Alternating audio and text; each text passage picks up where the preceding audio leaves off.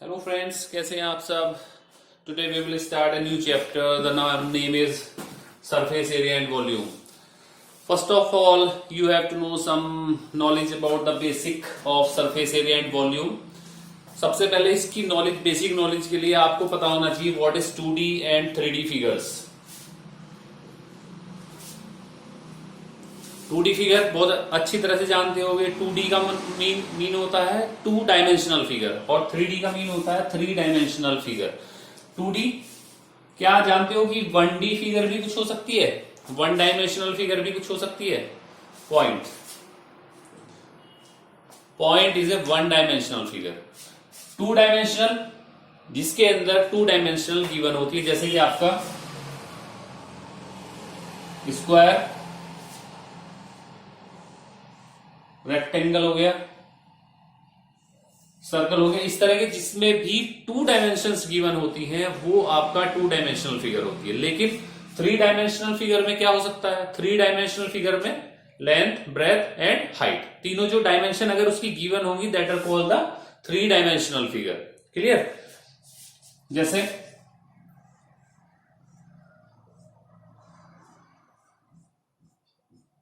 This is your cube,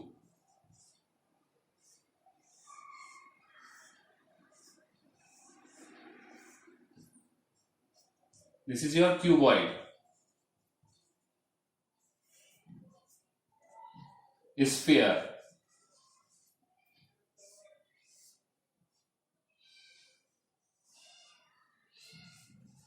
cone,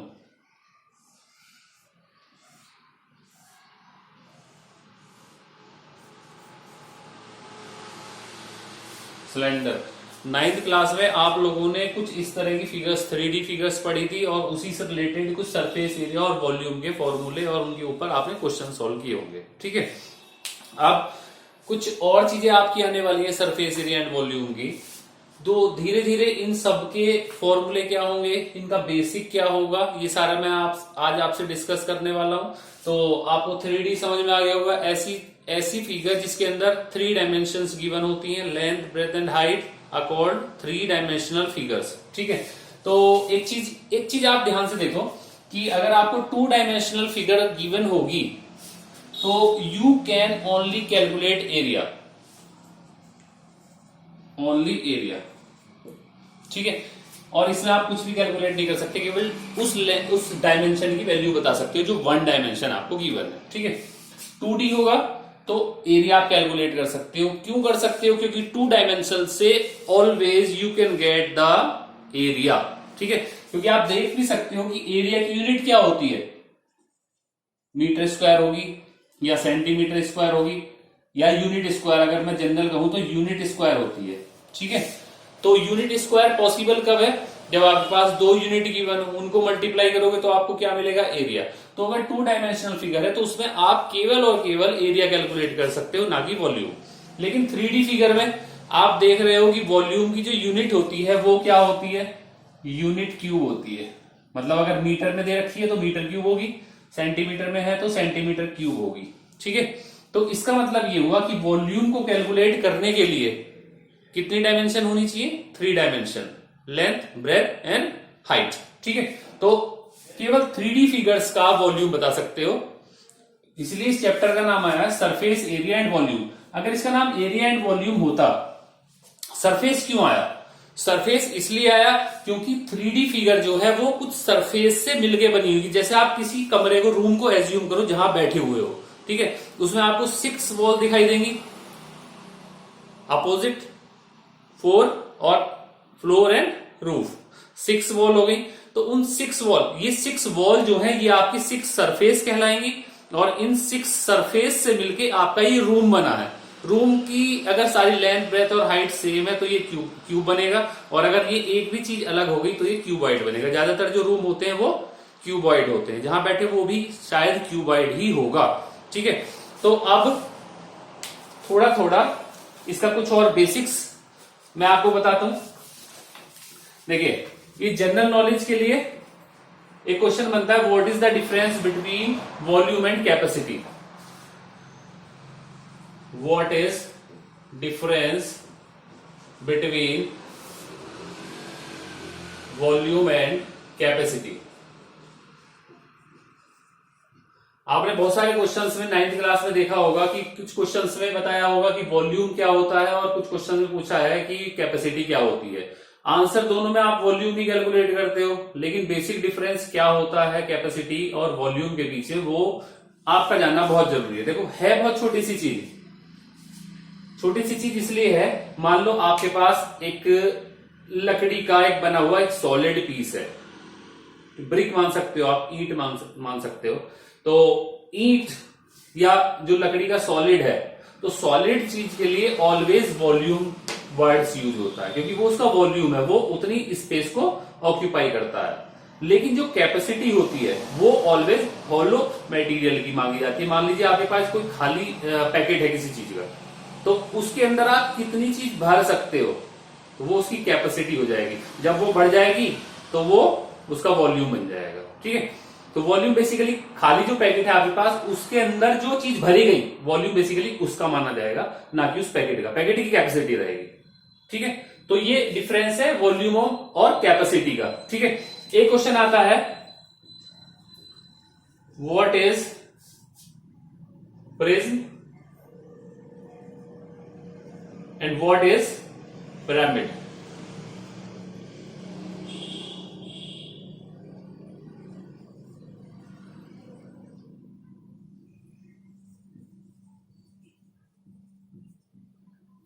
ये prism क्या होता है और पिरामिड क्या होता है। सबसे पहली चीज ये आती है कि प्रिज्म क्या है और पिरामिड क्या है। एक बेसिक डिफरेंस होता है प्रिज्म और पिरामिड का। इसमें क्या कर सकते हो आप, जैसे मान लीजिए आपके पास, मैं सबसे पहले प्रिज्म के बारे में बात करता हूं।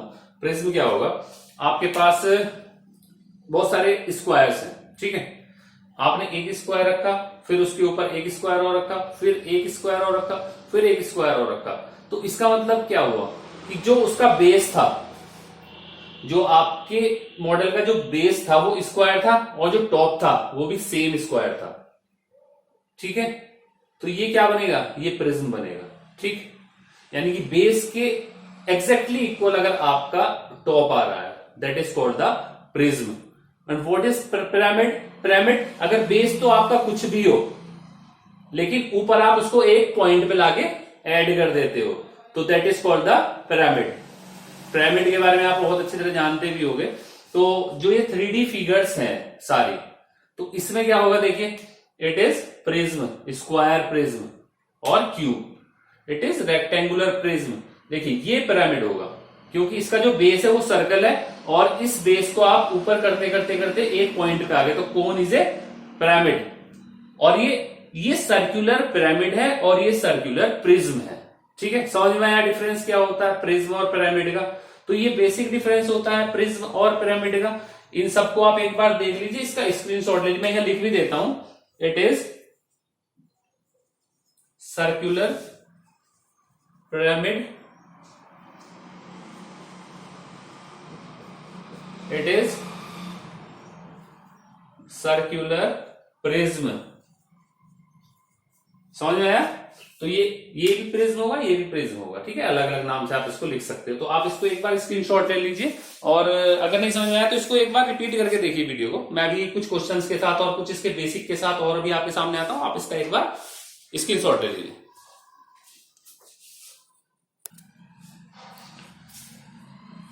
Yes, now we will start some basic concept of cuboid and cube. The surface area and volume, I will tell you the surface area, what is the surface area and what is the volume of the cube and cuboid. This is the cuboid. Cuboid is the basically rectangular base prism. Rectangle, rectangle, rectangle, rectangle.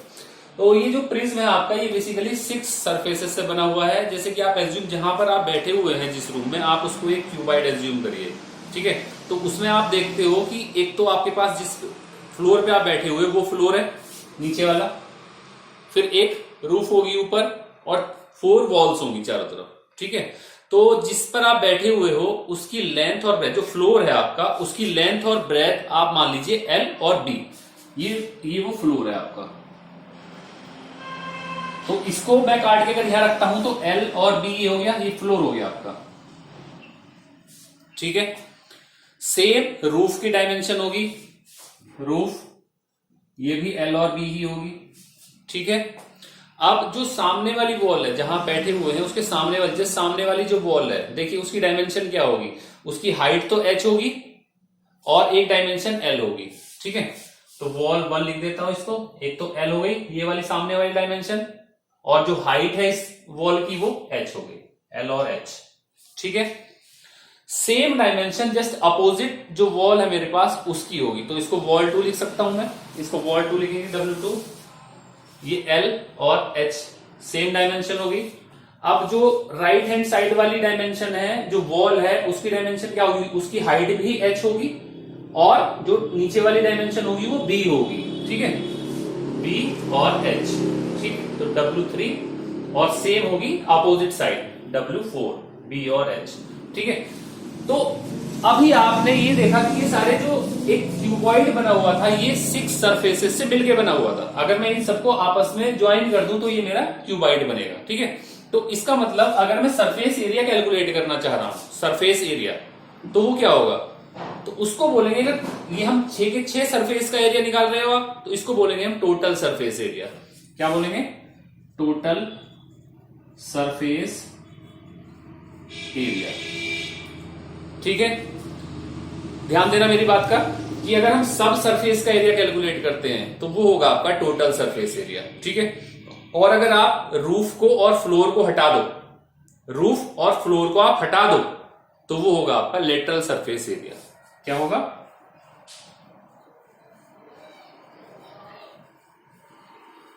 Lateral surface area, यानी कि no roof and no floor, without roof, यानी cover नहीं होना चाहिए। मान लो आपके पास कोई box है तो वो ना नीचे से कवर हो और ना ऊपर से कवर हो, तो जो कर्व लेटरल सरफेस एरिया, जो कर्व्ड सरफेस एरिया, इसको एक नाम और बोलते हैं curved surface area, curved surface area भी इसको बोलते हैं, ठीक है। तो जो चारों तरफ से कवर कर रहा है उसको कर्व्ड सरफेस एरिया भी बोल सकते हो, लेकिन ये सर्कुलर जो आपके आएंगे कर्व्ड सरफेस एरिया, वो सिलेंडर और कोन के केस में आएगा, ठीक है। तो इसके केस में क्या आता है, लेटरल सरफेस एरिया आता है, समझ में आया। तो अब देखो बच्चों, रटने की जरूरत नहीं है बिल्कुल भी, केवल एक बेसिक कंसेप्ट अपना क्लियर करो कि हमको ये इसका लेटरल सरफेस एरिया निकालना है, तो आपको 4 वॉल्स का एरिया निकालना होगा। अगर वो कहेगा कि आपको टोटल सरफेस एरिया निकालना है, तो आप सारे सरफेस, जितने भी सरफेस क्वेश्चन में गिवन होंगे, आप उसको ऐड कर दोगे, टोटल सरफेस एरिया आएगा। किसी किसी क्वेश्चन में वो क्या करता है कि एक ऐसा बॉक्स बनवाता है जिसमें ऊपर से उसको कवर नहीं करना, तो आपको क्या, उसका सरफेस एरिया पूछेगा आपसे, तो आपको करना क्या होगा, 4 वॉल्स का एरिया प्लस एक रूफ या फ्लोर का एरिया, ठीक है। क्योंकि अगर ऊपर से कवर नहीं है तो ऊपर वाली जो रूफ है उसका एरिया नहीं ऐड होगा उसमें, वरना बाकी सबका एरिया उसमें कवर्ड होने वाला है। तो टोटल सरफेस एरिया क्या होगा, टोटल सरफेस एरिया होगा A1, ध्यान से देखना, A2, A3, A4, A5, A6, तो सबका एरिया अगर मैं ऐड कर देता हूं तो ये क्या होगा, आपका टोटल सरफेस एरिया होगा। तो टोटल सरफेस एरिया क्या होगा, A1, A2, A3 plus A4, A5 plus A6। और आप देखिए ये और ये सेम है, ठीक है, लिख लेता हूं फिर भी मैं इसको। A1 क्या है, LB प्लस ये भी LB है, plus LH plus LH plus BH plus BH, ये होगा 2LB प्लस ये 2BH प्लस 2HL। आप यहां से 2 कॉमन निकाल लीजिए, LB plus BH plus HL, ये आपका क्यूबॉइड का टोटल सरफेस एरिया होगा, ठीक है। क्या होगा total surface area, 2LB plus BH plus HL। सबको ऐड कर दिया, सिंपल, सारे सरफेसेस को आप ऐड कर दीजिए, ठीक है। अब उसके बाद क्या आता है, तो ये समझ में आ गया होगा। अब लिखते हैं कर्व्ड या लेटरल सरफेस एरिया।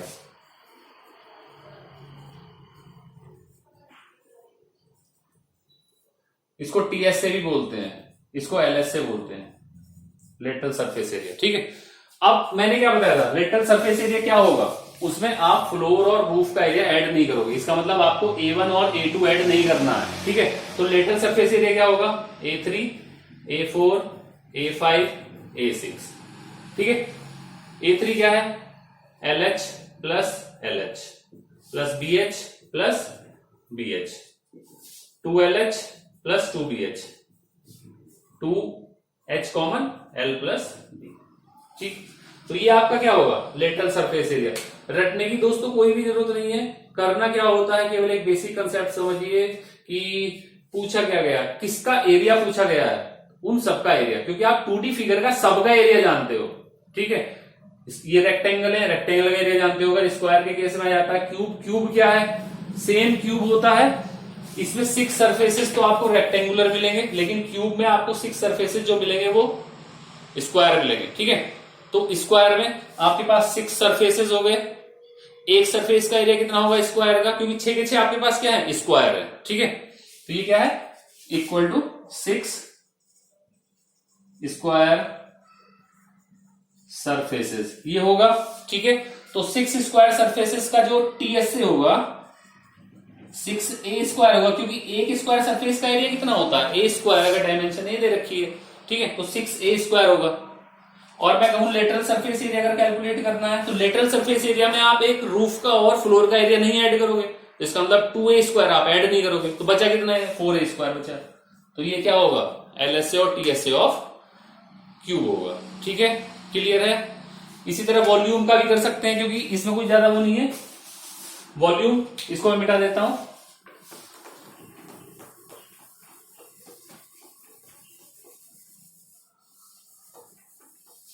देखिए वॉल्यूम, वॉल्यूम होता है length into breadth into height. ठीक है, length into breadth into height, तो तीनों डायमेंशन दे रखी है एलबीएच इसका वॉल्यूम और किसका क्यूबॉइड का। क्लियर है। इसी फॉर्मूले से एक फॉर्मूला और बन सकता है, एल इंटू बी क्या है ये जो इसका बेस है उसका एरिया इंटू हाइट, तो वॉल्यूम का एक फॉर्मूला और बनेगा base area into height. Base area देखिए ना, फ्लोर का जो एरिया था वो एल इंटू बी था और हाइट इसकी क्या है एच है, तो बेस एरिया इंटू हाइट इसका वॉल्यूम का फॉर्मूला बनता है। ये किसी के लिए भी अप्लाई हो सकता है। ठीक है, ये इंपॉर्टेंट फॉर्मूला होगा। ठीक है, volume equal to base area into height. तो अगर मुझे क्यूब का करना है, क्यूब का क्या होगा, तीनों डायमेंशंस क्या है ए और ए इक्वल है तीनों, तो क्या होगा ए इंटू ए यानी कि ए क्यूब। तो क्यूब का जो वॉल्यूम होगा, वॉल्यूम ऑफ क्यूब वो क्या होगा ए क्यूब, यानी कि जो वैल्यू दे रखी है उसका क्यूब कर देंगे तो उसका वॉल्यूम ऑफ क्यूब आ जाएगा। तो दोस्तों मुझे लगता है कि ये काफी चीजें मैंने आपको क्लियर कर दी इस वीडियो में, जो बेसिक कंसेप्ट था वो आपका मैंने काफी क्लियर कर दिया। जो नेक्स्ट वीडियो में बनाऊंगा आपके लिए वो उसमें आपका सिलेंडर, कोन, स्फीयर वगैरह ये सब होंगे, उनको एक एक मैं डिफाइन करूंगा सारी इसको 3D फिगर्स को। ठीक है, और उम्मीद ये करता हूं दोस्तों कि ये काफी चीजें आपकी समझ में आ गई होंगी। अगर समझ में नहीं आ रही है तो प्लीज मुझे कमेंट करिए, और जो प्रॉब्लम है आपकी उसको एक बार क्लियर करने की कोशिश मैं आपको फिर से करूंगा आपके कमेंट के लिए। तब तक के लिए दोस्तों जय हिंद, थैंक यू।